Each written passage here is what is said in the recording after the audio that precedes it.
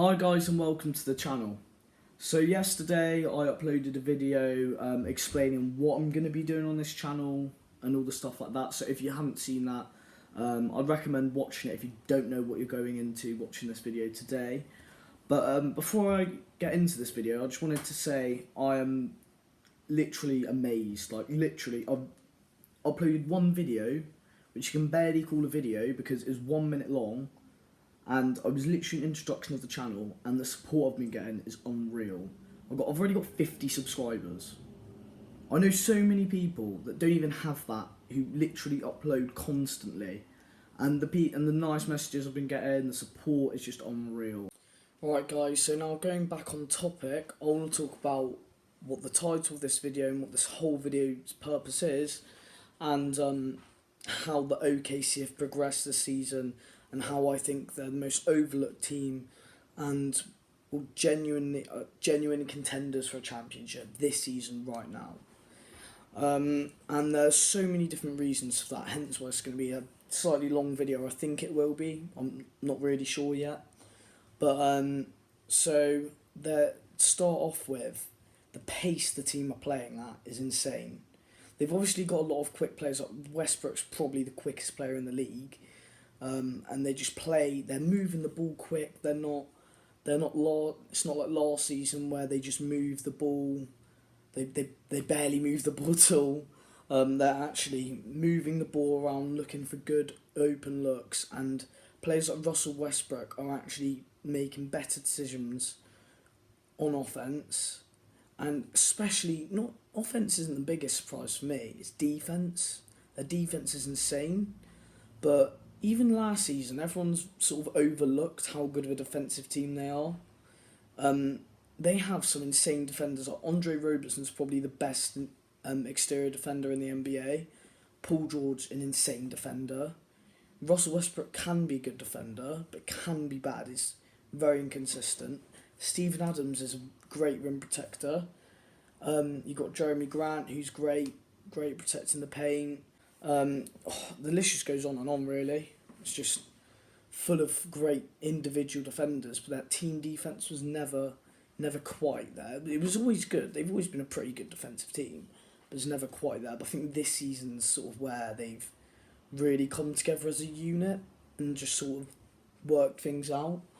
So yeah, I think that's the first thing. And another thing I've got to talk about is Paul George. Paul George this season has been outstanding. People have not really been looking at him enough. Like, he's averaging 28 points a game.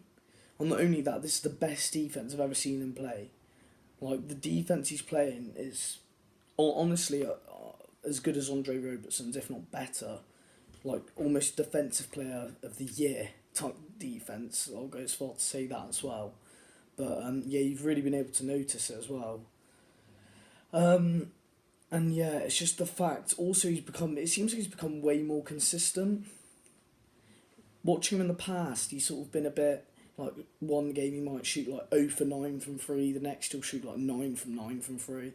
It's been a bit all over the place, but this year he seemed to sort of consistently shoot decent percentages and put up decent numbers, improving his team.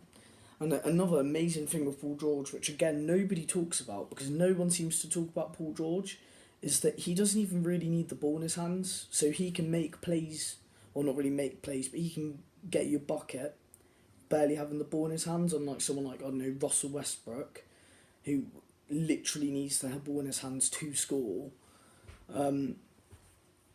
That's why I think he's such, like, Paul George is the kind of player you could literally put on any roster in the NBA and he'll fit one way or another. Like, pretty much. Obviously there's a few teams where he wouldn't, but because he's so versatile, because you could do all these different things, he could do a bit of everything. Like, he's even a pretty good playmaker. He could rebound quite well. You know, he does the basics well, and he does the hard stuff really well. And yeah, it's just amazing, really. He's literally an unreal player. I genuinely think he could probably make the All-NBA second team this season. I genuinely have that high expectations for him. And then the next player we're going to talk about is Russell Westbrook. And Russell Westbrook's, he's sort of seemed the same, but it's different because his team's way more consistent.